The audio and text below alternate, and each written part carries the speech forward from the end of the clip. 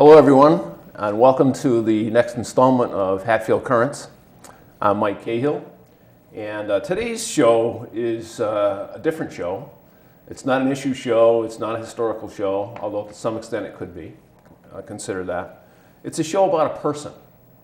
This person is often called the Hans Christian Andersen of America. She is the author of over 300 books, including those entitled Owl Moon, The Devil's Arithmetic, and How Do Dinosaurs Say Goodnight. The books range from rhymed picture books and baby board books through middle grade fiction, poetry collections, nonfiction, and novels and story collections for young adults and adults. Her books and stories have won innumerable awards. She is also the winner for a body of work of the Curlin Award, the World Fantasy Association Lifetime Achievement Award, and the Catholic Library's Regina Medal. 6 colleges and universities have given her honorary doctorates. She is a graduate of Smith College. She is a past president of the Science Fiction Fantasy Writers of America and has been on the board of directors of the Society of Children's Book Writers and Illustrators since its inception over 40 years ago. She has been an editor for A.A. Kopp and Harcourt Publishers and lectured on writing around the world. In the Pioneer Valley, she's mentored prize-winning authors and illustrators. She started a popular conference for people interested in children's books, and that's been running for about 35 years. Her 3 children also work in the book business. Her daughter Heidi Stempel as a writer, son Adam as a novelist, web designer, and maker of book trailers, and Jason as a writer and photographer. Last but not least, if you can believe it, this person comes from Hatfield. Her name is Jane Yolen, and yes, Hatfield has been her and her family's home for well over 30 years? 40. 40 years. So without further ado, it's a real pleasure to welcome Hatfield's own Jane Yolen to Hatfield Currents. So welcome, Jane. Hi, good Mike. to have you here. Great to just come across the road to see you. Yeah, and good to see you again. It's been a long time. And you can tell from Jane's comment, she and her family live on School Street, just across the road from the studio. So it was not a long trip. It was not. It was one of the easier trips I've had recently, actually. So Jane, you and I go back a long way. Our relationship began, I think, as a result of your late husband, David Stempel's, and me serving on the school committee together. Right. About that time, I was head of the trustees of the library. And you were head of the library, right. So David and I were on the school committee together. Lots of issues going on there way back in Lots of late night calls. Lots of late night calls. Lots of public interaction with members and members' families and what have you. And we got to know each other for the first time then. And you were active, as you say, in the library, which has always had its issues over the years as well.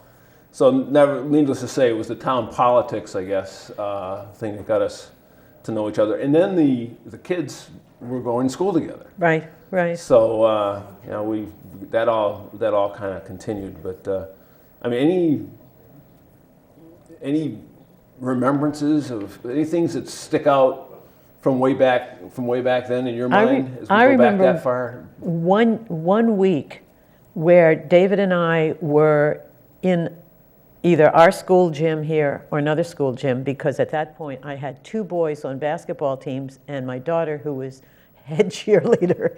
And I finally started bringing a pillow in order to sit on it, because after that many times in a school gym sitting on those really soft benches that were made really out of. Beautiful benches, yes.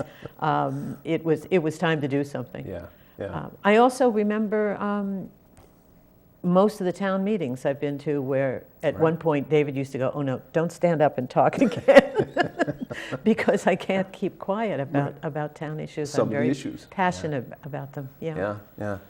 And you were, and still remain that way. But you unfortunately don't get the opportunity to attend as many as you used to because you're on the road so much. I'm on the road all the time. Yeah. In fact, I like to say that people know me better in California and Scotland than they do in Hatfield, because unless I meet you in the post office, I'm not likely to meet you. That's true. Yeah. And you have a second home in Scotland, right? Yes. So that's you tend to, as I remember, you summer. I summer there usually. Yeah.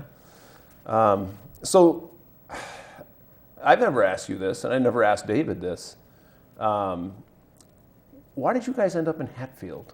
How did that all start? Well, he got a job at the university. Yeah. In those days, they didn't have a computer science department, Right. but they had a computer center. Right. And so he had been at IBM in New York, one of the early programmers for them. Okay. And we decided that we were going to raise a family, and we didn't want to do it in the city. Yeah. So we looked around for a job for him. I was a freelance writer already, even though I had been an editor. And when I got pregnant, we decided that's it. We're getting out of here. Yeah. I knew the area well because of being at Smith. Right. And he and I had done a lot of skiing, staying with friends in this area and going up to Killington or wherever. Right. You know. Yeah. And so we both thought it would be a wonderful place to raise children. And so when the university made him an offer, we said, that's it. Yeah. First we lived in Conway. Oh, okay. For 2.5 years. Right. But he and 3 other men started a computer company in Waltham. Uh-huh. So for 2 years, we were over in that area and hated it. We really loved the valley. Yeah. So we decided to come back. Yeah. And when we decided to come back, not only at that point did we have 3 children, but we had a friend and her daughter who was going to go to UMass. Okay. She was somebody who had put her own college career on hold while getting married and having a child, and she and her husband were separating. Yeah. And so we said, well, we'll get a house big enough for all of us, and you can rent from us while you're going to UMass. Okay. So that was the plan. Yeah. And we looked at several places in Amherst, way over our budget. Yeah. We looked at places in Northampton, which we loved, but again, way over our budget. Yeah. But this house came up in Hatfield, and the Carl ladies owned it together. Carl family, it was the widows of 2 Carls, Right. and we were able to buy it for a reasonable price. Yeah. It was pretty run down. Yeah, But- but nevertheless, it fit the Yes, the spec, so to speak, and you guys knew you'd have to probably put something into it. But now, and your dad lived with you at some point too, Well, right? he lived with us quite a bit later, when Okay, the children okay. were early teenagers, Okay. because he was very ill with Parkinson's, Yeah, and he couldn't yeah. live in the city anymore on Yeah. his own. Yeah. So we moved him up. Yeah. So when did the writing actually begin? The beginning of this inventory of 300 plus titles. Well, the writing began in elementary school. Okay.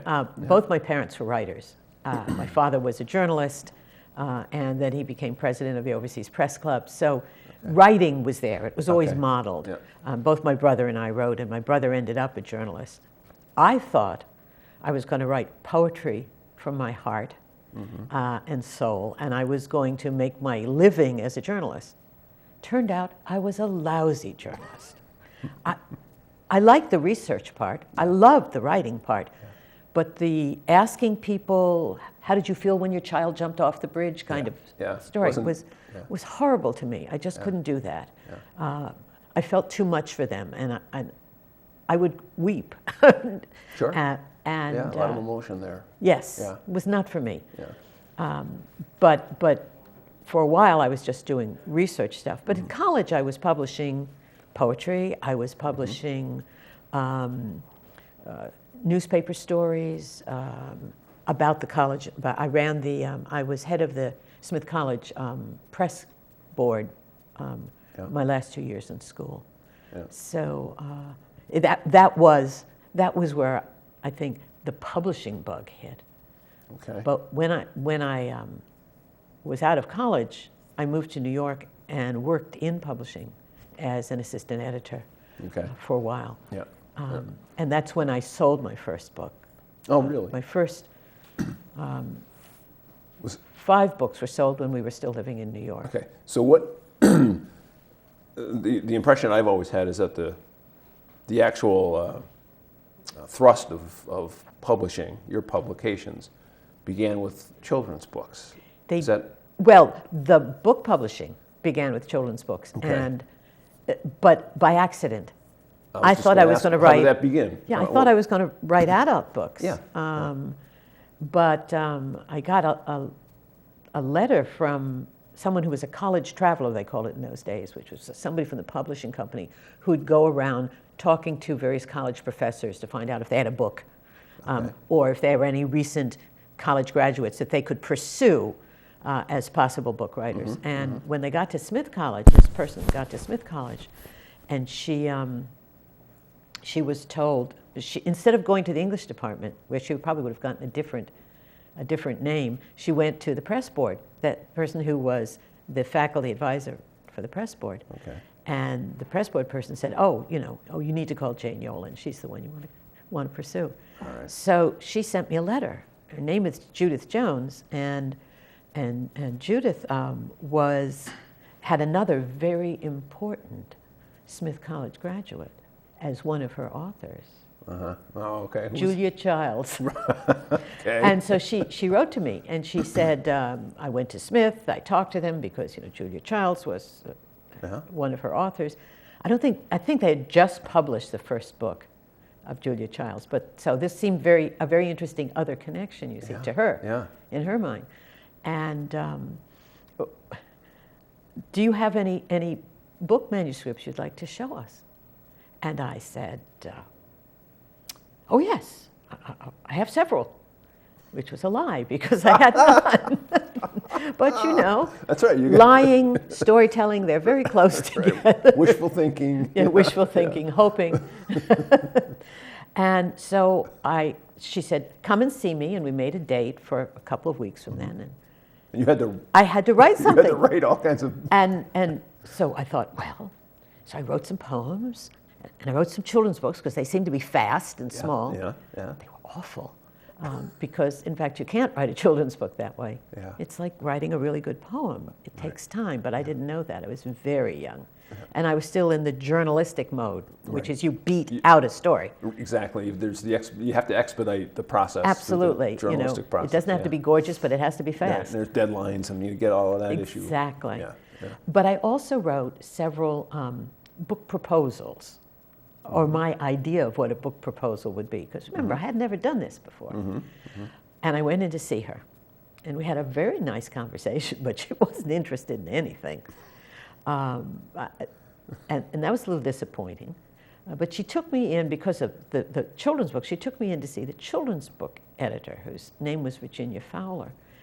And Ginny Fowler and I sat there, and we had a nice long talk, but she didn't want any of this stuff either, because it was pretty dismal.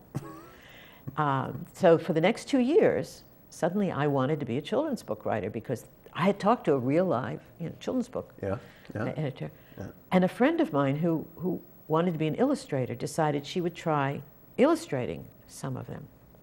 So it was a bad idea, because what can happen is you go and you show this manuscript with pictures to someone, and the editor thinks to themselves, love the pictures, hate the manuscript.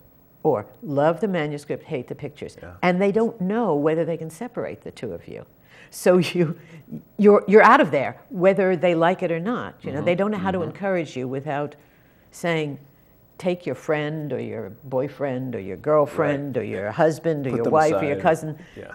It's a difficult thing to do. Yeah. Yeah. So for 2 years, my father kept saying, look, let me introduce you to some editors, because he was president of the Overseas Press Club. Sure. He knew lots of these people. Yeah. And I would say, no, because at that age you do. I'm going to do it on my own, Dad. Thanks very much. The independence. factor. Yeah. And at the end of 2 years, I was still working as an editor, but in paperback, bang bang shoot 'em ups kind of books. Okay.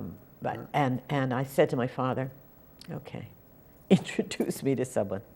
So he introduced me to the vice president of David McKay Publishing Company. Totally useless, you know. She couldn't care less. She took me in, though, to the children's book editor. And the children's book editor looked at me. It's a small little woman with her hair in one of those hair nets with the little baubles on them. Oh, yeah, yeah. Yeah, and she Reminds me of a teacher I had a long time ago. Yes, exactly. Well, this was 1960, right. 1962. Right. She looked down her nose. No, it was 1961. She looked down her nose at me and said, "These are not for me. No, no, no." Yeah. And then she came to a proposal I had done. Okay. And the proposal was about a book on women pirates, a nonfiction book on women pirates. And she went, "This is very interesting, but I never take on new writers." "Oh," I said, I sort of started to gather my stuff to leave, and she said, "But you have written articles that were published." I said, "Yes." She said, "But I never take on new writers." And I went, "Okay." And then she kept on going back and forth like this for a while, and then she said, "I'll tell you what I'm going to do. This interests me. I will give you a contract, but no money, but in a year you'll bring me a manuscript." And I don't know where it came from, I said, "If you actually gave me a little bit of money, I'd be honor bound to finish the book." So she did. She gave me $250. Yeah. Which back then was it's a more lot more than it is now. a lot more than it is now. But it was my birthday. And I went, my father was holding court as usual at lunchtime at the Overseas Press Club. And it was 4 blocks away from David McKay. And I ran, skipped, floated down the street, went there to tell him the news. And as I walked in, there he was with all of, his friends sitting around. They were telling war stories. Yeah. And I said, "Daddy, Daddy, Daddy, I've just sold my first book." And he looked up, he said, "Drinks are on the house." and a Coke for my little girl.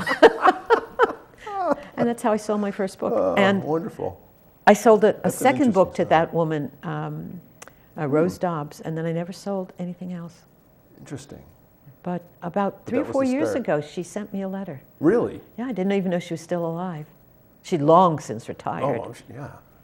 And she said she remembered me fondly, and I remembered her fondly. Wow, isn't that something? Yeah. Wow, that's an interesting. But that was that first book came out in 1963. Yeah, that's 40 some odd years ago. Yeah, blah, blah, blah, I know, yeah, right. So how about, so what, the children's books that you've become most famous for at this point, Owl Moon and the ones that I mentioned in the intro, when did all of those begin? I mean, was that a Hatfield origin or? Well, Owl Moon is about something that happened in Hatfield. Okay. But it's not about a single incident. Owl Moon is, I'll hold it up. Sure. I will show it. Jane's got some of her This is books show here, and so. tell. Yes, absolutely. Owl Moon actually Did you get that, Christopher? Yeah. is about my husband taking our children out owling. David, as you know, was a great birder. Unbelievably. Great People bird. around here used to call him Professor Owl. They'd call up and they'd say, "Professor Owl, I found," and then they would describe a bird to him over the phone, and he'd say, "Well, I think it could be this, and this is what you should look for if you see it again." Yeah. And he was also the person who every Christmas time, at the Christmas bird count that Audubon puts on through Arcadia, he would organize the owl count in Hatfield. And the Hatfield owl count was always higher than any place else in the valley, partially because he found all the birds. But partially, we had this feeling that the owls would go, "Oh, it's Christmas, let's go over to Hatfield. we want to get David, counted." We'll go over and get counted. So he would take our children out owling. And I thought about this. I mean, he did that in the 70s and 80s with the children. And all three of them are really good birders now, and their own children are beginning to become birders too. Yeah. And I wanted to write a book about it, but for about until 1986, nothing happened. Just for some reason, I mean, Heidi was born in '66, and she was the one that he first took howling. Nothing happened until around 1986. In the 80s, yeah. Until suddenly the idea for the book came to me about how I could shape it.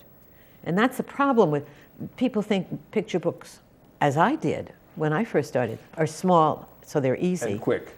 Yeah. And sometimes it takes forever. I'll show you another Yes. local book. Okay, so these are all kind of have Hatfield roots, if you will. Exactly. Hatfield, they're motivated by Hatfield life. Yes, this is Letting Swift River Go, as Okay. you know, the Quabbin. Yes. And I had one day, as sometimes happens to me, I had a kind of semi-vision of a girl in a rowboat rowing on the Quabbin, looking over and seeing the old streets where she had lived. Okay. And thinking about little fish were swimming along the streets now. Okay. And I thought it was going to be a novel, the start of a novel, an opening of a novel. Yeah.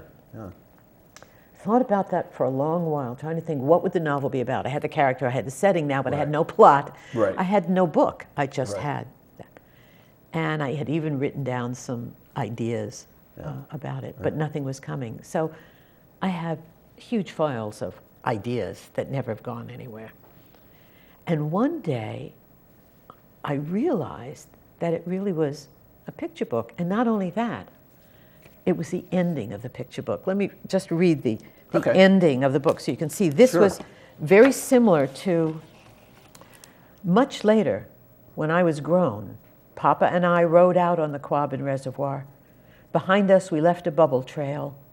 Through the late afternoon and well into the evening, we sat in the little boat, and Papa pointed over the side. "Look, Sally Jane," he said, "that's where the road to Prescott ran. There's the road to Beaverbrook. That's the spot the church stood where we had you baptized, and the school, and the Grange Hall, and the old stone mill. We won't be seeing those again." I looked. I thought I could see the faint outlines, but I could not read the past. Little perch now owned those streets, and bass swam over the country roads. A rainbow trout leaped after a fly, and the water rings rippled through my father's careful mapping. When it got dark, the stars came out, reflecting in the water, winking on and off and on like fireflies. I leaned over the side of the boat and caught it, the starry water, in my cupped hands. For a moment I remembered the wind through the willow, the trains whistling on Rabbit Run, the crossroads where I had met Georgie Warren and Nancy Vaughn. Gone, all gone under the waters. Then I heard my mother's voice coming to me over the drowned years. "You have to let them go, Sally Jane." I looked down into the darkening deep, smiled, and did. So that was what I wanted for the opening, but in paragraphs, and it ended up being the ending of the book. So you never know where these things lead you. I know. But the most Hatfield book. Thank you for that reading, by the way. That was very nice. Thank you. And a very interesting image. Yeah. As well. The well, imagery. in fact, if you look down, all you see is bottom. Right. You don't see roads. You don't see that because it's all silted over and over the years, So that's why the image of her actually seeing anything that I had in the first book didn't work. But this is a father who is lost in the past, and the girl has let the past go.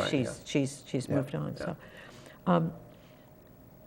as we all know, Sophia Smith was a huge part of Hatfield history. Right. And a number of years ago, Smith College called me up, and they said, "We have our big, I don't remember, 250th or 150th, I can't remember what the anniversary was Yeah, coming up. yeah. We want to do a children's picture book on Sophia Smith. And we want it for next year. And I laughed because I said, first of all, no publisher is going to be able to get it to you by next year. Right. It just can't Given be the done. whole The process. time frame. And if you want a children's book, it has to be And- illustrated. Exactly. So. Sure. I said, but And if again, anybody... it's probably those people expecting, like most people, well, you know, you can write a children's book and publish a Exactly. children's book in 6 months. Yeah, but as I said to them, but I will see what I can find. I Yeah. could certainly write the book that quickly, Right. but I couldn't do the research. They said, oh, we'll do the research and send it all to you. So I sent out a query to about 5 of my regular editors, and only one, and they all said it sounded like an interesting idea, but they all said this is a 3-4 year project. Right, right. But one was a very small publisher that that I'd been working with, Boyd's Mills, and they said, if Smith College will commit to buying a certain number, so that in effect paying for their first printing, First press run, right? they were willing to do it. Yeah. So I said, okay. Now the problem is finding an illustrator, and we determined early that it would be best if we could find a Smith College graduate. And I Sure. knew of several who were illustrators who had already published, but they were also, you know, Barbara Cooney, who did this book, would have been wonderful, but she was booked up till Yeah. you know. Yeah. But I knew of Monica Vakula, who had some, I think, one book with black and white illustrations, but had never had a full color picture book. I didn't even know where she was or what she was doing, but I remembered her. And we were able, through the Alumni Association, to find her. Correct. Yeah. And she was thrilled. She's not a Hatfield Vakula, is she? Yeah, she was born in Hatfield. Yeah. Really? Yeah, she's a Okay. Hatfield Vakula. All right. She owns, she and her husband, they don't live in it, but they own the house. It's the last one on the turn onto Elm Street from Main Street. The beautiful old house they're restoring with one of the world's best doors. Okay. I think I know which one you mean. It's, Who's? no.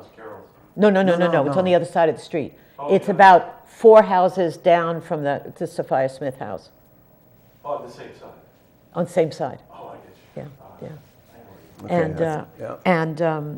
so they sent me all the research. I figured out what I wanted to do, and then I wrote Tea with an Old Dragon, and Monica did the most wonderful pictures.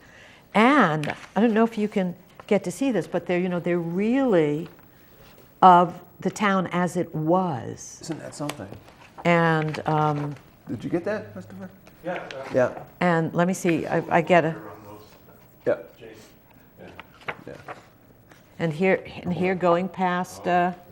you can see past some of the houses that are By still the there. Congregational Church, yeah. Yeah, and the- yeah. Yeah. Sure. And then when she goes, there's the Sophia Smith There's house. this, yeah. There's Yeah, in the old colors. The entryway. Yeah, yeah. Yeah. So this was a lot of fun. It was a lot of fun for Monica, and it was a lot of fun for me. And in the Historical Society, Monica went and got some of the old Sophia Smith tea sets and that sort of thing, and used it as research. So she was very careful about getting it. So that's very, very Hatfield. Now, Jane, how did you come up with the title? I mean, Tea with an Old Dragon. Well, first of all, if you just said tea with an old lady, nobody was going to pick up the book at all.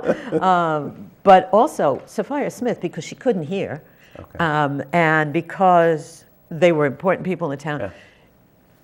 She was a little dragonish. She was a little. Oh, really? Yes, Yeah. there were stories about her that I found when they sent me the material, of her Breathing fire.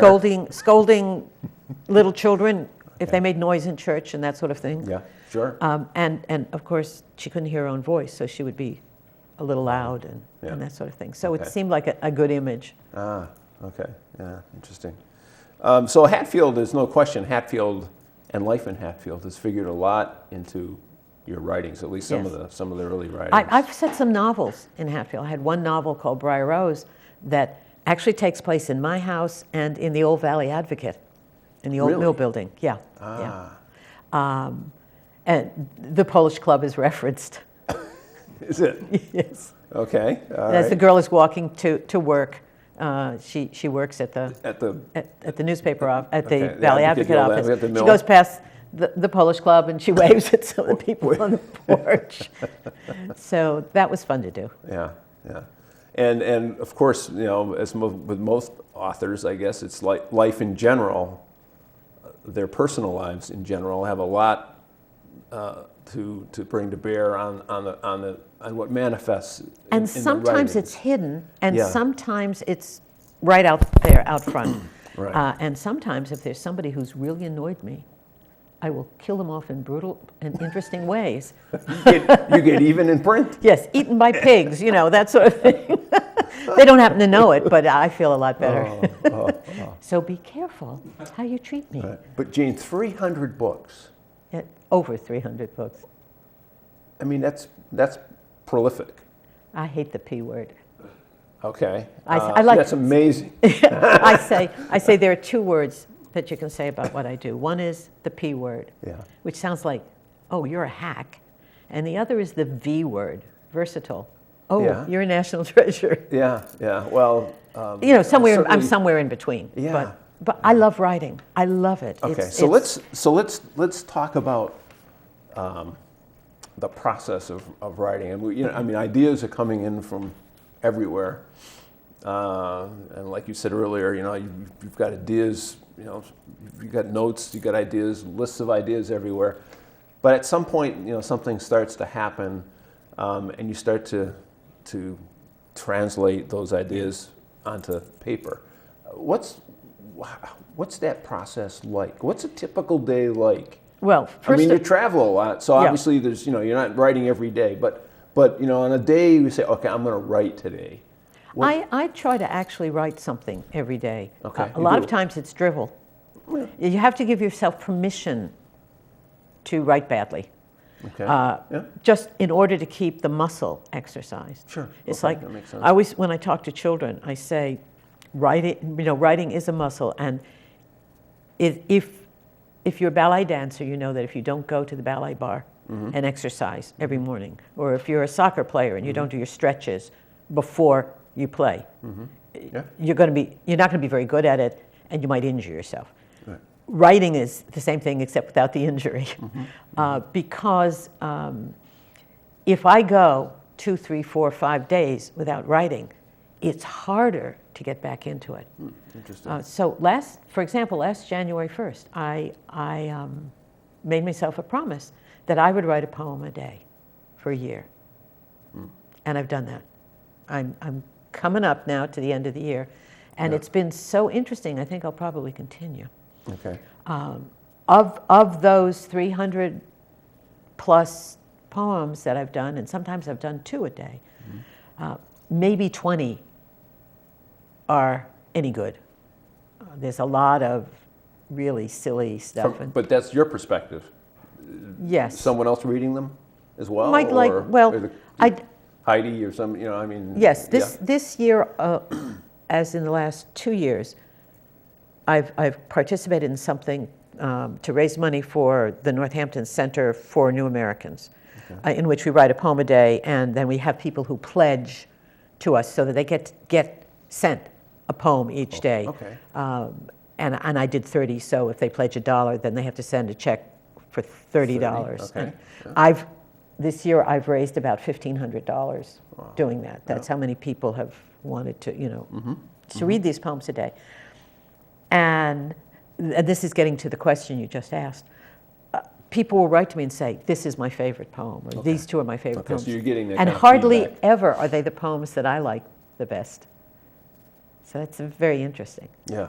Yeah. And I've actually, of the poems that I've been writing this year, I've already placed in journals, in anthologies, and in collections, maybe about 30, 40 of them, which means that some editor somewhere thought they were Yeah. good enough to Right. do it. Right. But most of them I leave untouched. I'm not going to go back. I'm not going to work with them anymore because I don't think, for me, that they are good enough to spend that kind of time with. Right.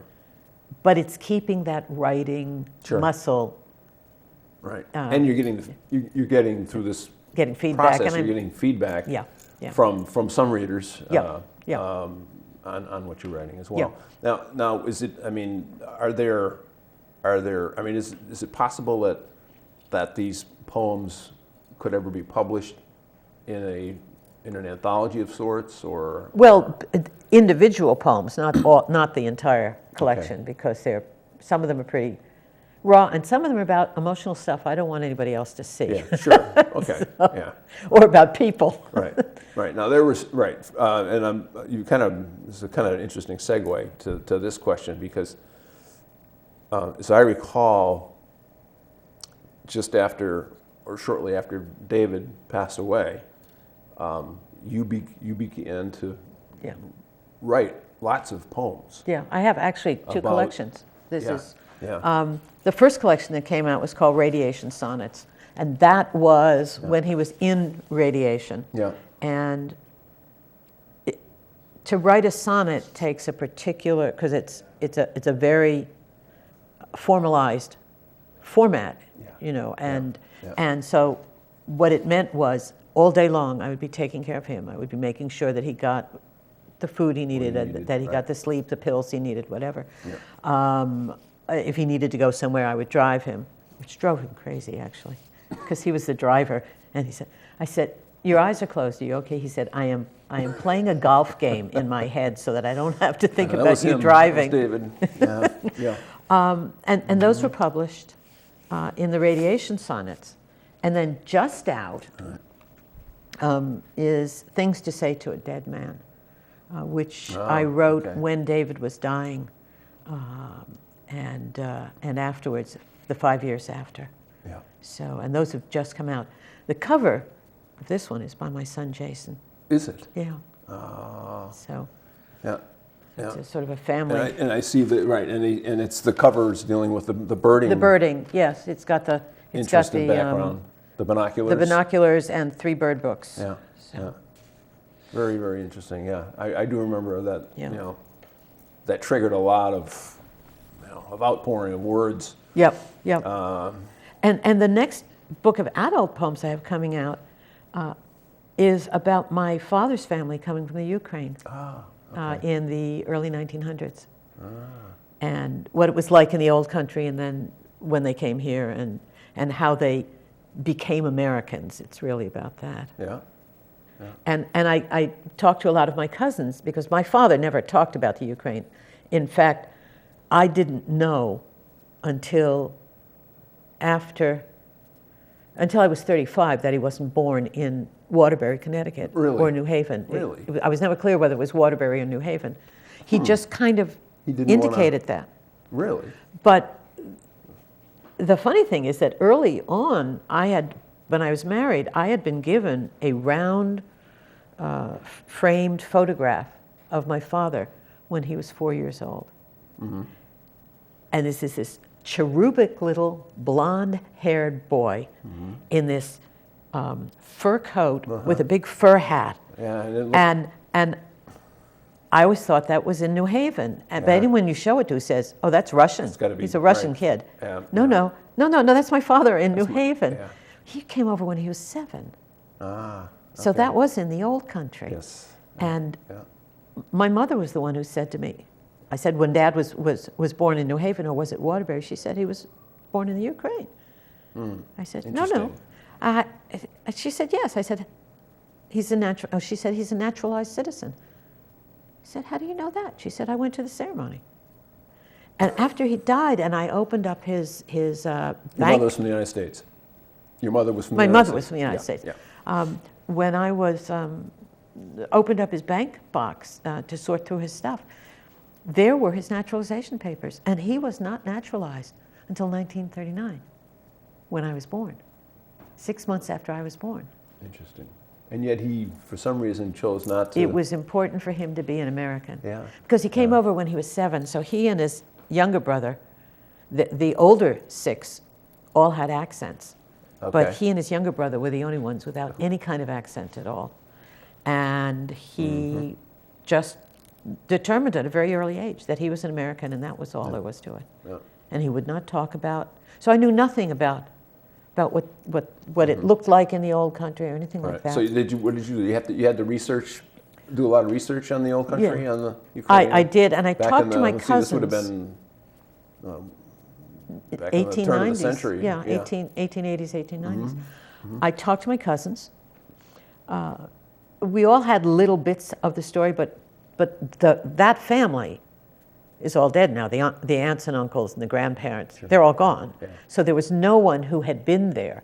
Yeah. So we only had bits of the stories. But some of the stories are wonderful. Evidently, my grandmother was never sure about this trip to America. She sort of came kicking and screaming. And she kept a bag packed Just to with go back. her important things that she kept by the door until she died.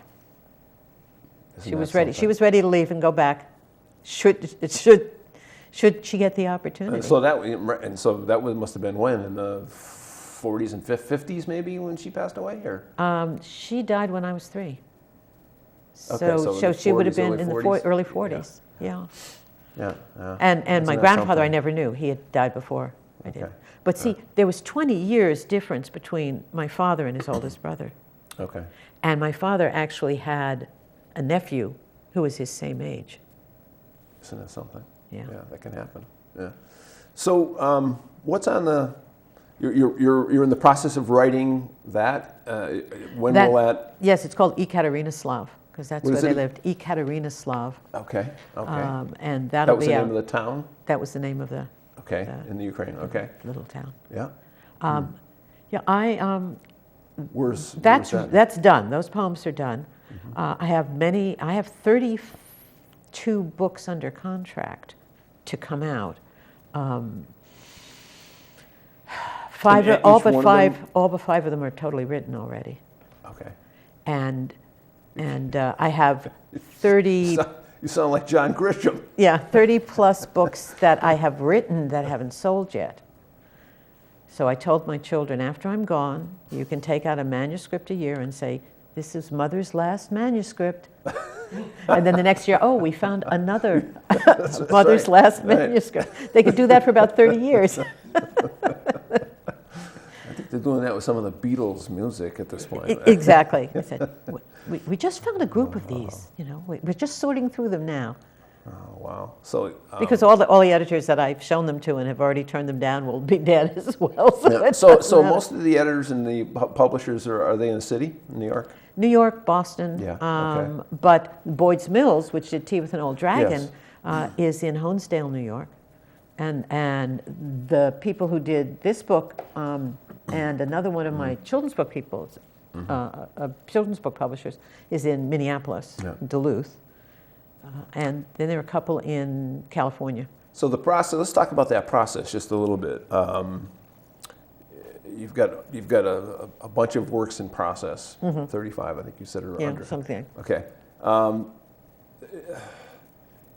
Do they? Are the publishers now? Are you at a point as an author where they're literally saying, we'll pay you for an idea?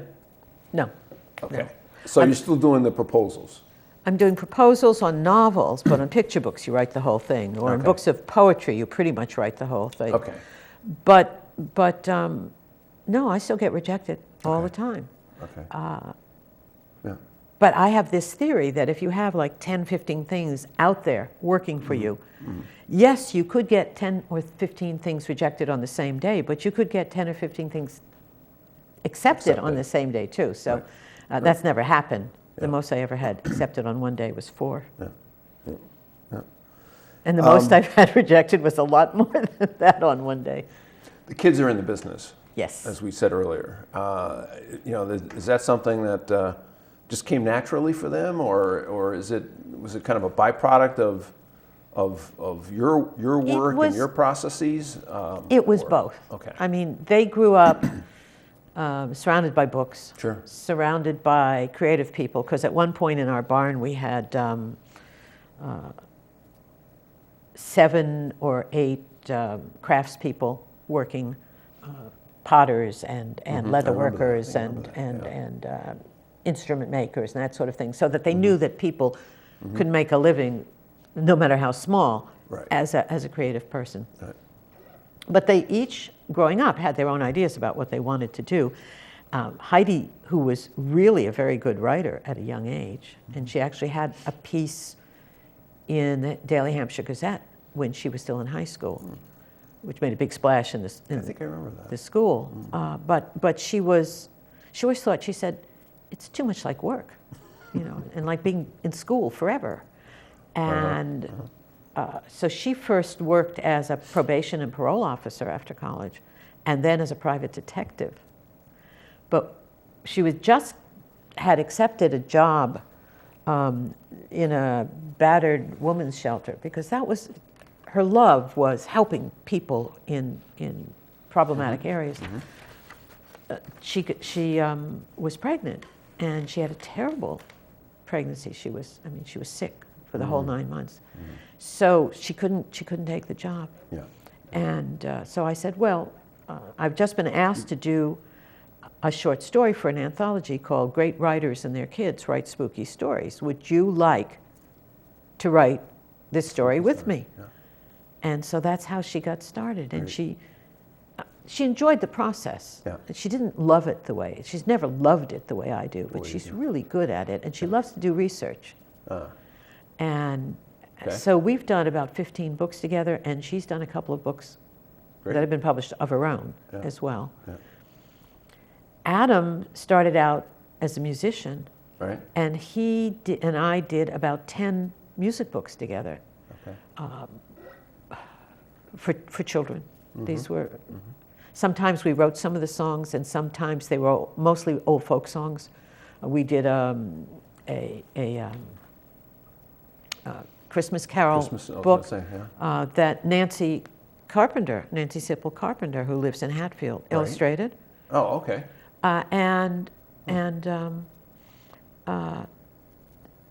Then he was a professional musician for 20 years, and he called me up one day and he said, I'm not making enough money for the family. No big surprise. And I need to do something that, that's going to help. So I've given it a lot of thought, and I have an idea for something that I think will work. And I said, good, thinking maybe he wants to be a venture capitalist or, a computer scientist like his father. And he said, I want to be a novelist. And I went, could have been worse. He could have said poet. And I said, I know you read a lot of novels, but you've never written a novel. Why don't we write a novel together? So we did, and we wrote, I think I have that here somewhere. I thought I did. Well, I don't. But it's called Pay the Piper, and it's set in Northampton. Yeah, it's third from the bottom, Jane. Is it? Oh, Yes. better eyes than I do. There it is. So Yeah, it's that's Pay the Piper. And It's got the guitar on the... yes, yeah? Okay. it's called a rock and Music. roll fairy tale. It's based on Interesting. the Pied Piper of Hamelin, but set in modern times. And I bet you didn't know this, but there is a door into fairy up on the Summit House on top of Mount Holyoke. Oh, really? Okay. No, I didn't know it, but You now did I it. know it now. Yes. Well, I didn't know it before I wrote the book, Interesting. but now I do. And that was a lot of fun. And he said it was like going to writer's school. So we ended up writing 3 children's novels together, and then he's written and he's published 2 adult novels as well, all fantasy. And then Jason is a photographer who has won awards for his books, and he and I have done about 15 books together where I've done poetry and he's done the photographs. I do have at least one of those. This. Now, are Adam and Jason local, reasonably local, or are they out of the area? No. Adam lives in with his family in Minneapolis. Okay. And Jason lives with his family in South Carolina. Okay. In Oh. Charleston. In Charleston. Oh. And now Jason has started writing. Jason started writing. He's writing magazine articles about fishing. So these are some of the Jason's this is some of Photographs. his photography. Yeah. Wow, beautiful. So he's collaborated with his mom. I mean, the whole family just complements each other. Yeah, yeah. There's no question about it. And Heidi and Jason have been trying to write a book together, I was and gonna Jason ask. and Adam have been Yeah. talking about writing a Yeah, book together. yeah, So yeah. we call it the family biz. Yeah, and the other common interest between everyone seems to be the birding, Birds. Yeah. which is Which is David's influence, contribution. and there's no But question Adam is also now a designer of web designs, websites. Yeah. So he's got the computer. He's got the computer stuff, and Jason does most of his. He has downloads his pictures. He photoshops stuff. You know, I mean, they're all competent on computers. I am not. Yeah. I can write on a computer, but that's about it. Yeah. Well, Jane, thank you very much for being here. It's been a real pleasure. Gosh, that went quickly. It did. It did. It goes fast. The shows go fast, particularly when they're incredibly interesting, and the show and tell helps move things along as well. But thanks for a very interesting show, and we wish you good health and lots of continued success. Thank you. In the future. And if you see me in the post office, say hello. Yeah, say hello to her. She's not a stranger. She's 40 years a Hatfield person for sure.